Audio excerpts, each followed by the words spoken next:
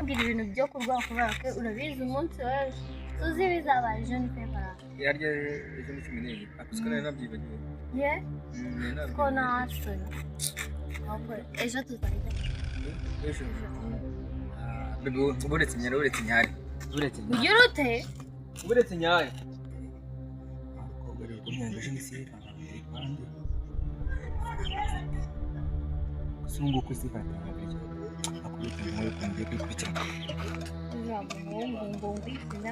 Habibi nagarutse ni ukubera iki se wari ugiyeho nuko nari kubwira sefa arashaka kumuha mbamubona ako nyine natekereje ati tuzajya tuzajya mu rugo tuzaba turi mu nzu nawe turyamye ako ubundi wasaze unyweye ibiki ese sibyo byiza kuri Saint Valentin abakundana ntabwo uzi uko bajya gutembera mwize njye nawe baby nyine ndi kukubwira ngo njye nawe tuzatemberera mu nzu turyamye nyine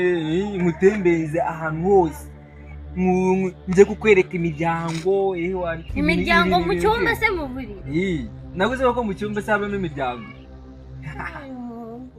nyine umva ukuntu bizagenda wumvise nzakujyana mu cyumba nkwereke imiryango nkwereke abana nkwereke ibiki byose abana bo kumaze iki abana bibi abana ntabwo bazi nyine bo kumaze iki abana bahe ndetse ntabwo uzi ko ngira abana ugira abana bangahe kuri Saint Valentin umva nyine ubwira muzagutembera nzagutembera nyine ngo no kwigendera yego umuhungu kandi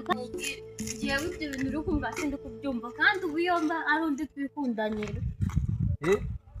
nese ubwo uri kumwanga icyumanga abana ushatse kuvuga ngo uri kwikiza nese uzareba ukuntu abandi bana ejo baziziza uwo munsi neza uko bizi ngo mu cyumba twajya mu cyumba kujya kureba iyo miryango ariko niyayo kuri Saint Valentin abantu baba bagomba gutembera bambaye neza bambaye umutuku nyine tuzama oya nta kibazo ngiye mfite ishuka y'umutuku mfite ishuka y'umutuku tuzagenda tuganire nk'imiryango nta kibazo wese ugira ubwoba tuzaba twiyoshe ishuka y'umutuku se tuzaba twiyoroshe mu buki tuzaba twiyoshe ibi bintu tugenda tugiye kugera muri Agabe wenda gukunda wumvishe manzi se ntabwo nyine reka tuze kujya mu nzu ndi kubona mama yahakinze wumvishe reka tube twiciye aha nyine ndi kuganira reka nanjye Saint Valentin ndayikunda ndikubona guri nta kibazo ko ntabwo uzi ko ujyanira ibyo byawe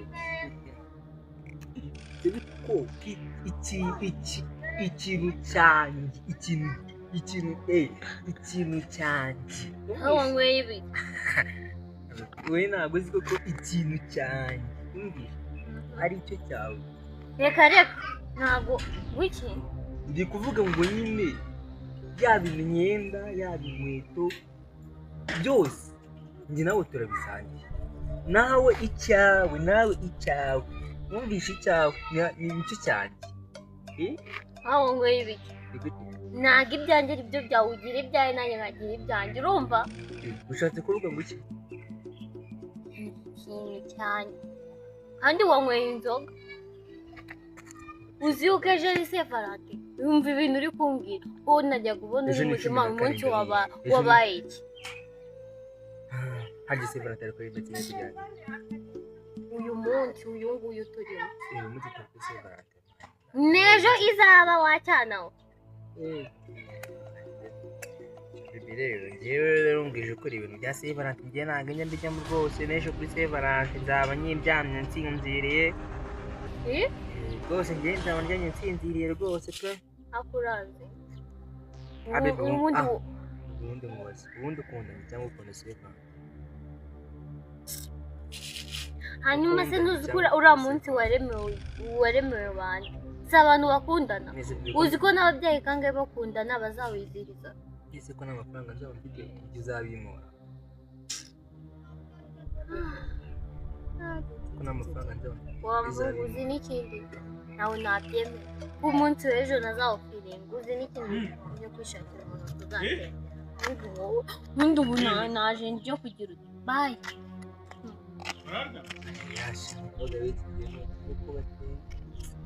ubundi nanjye nakurikiza agasha nakurikizaga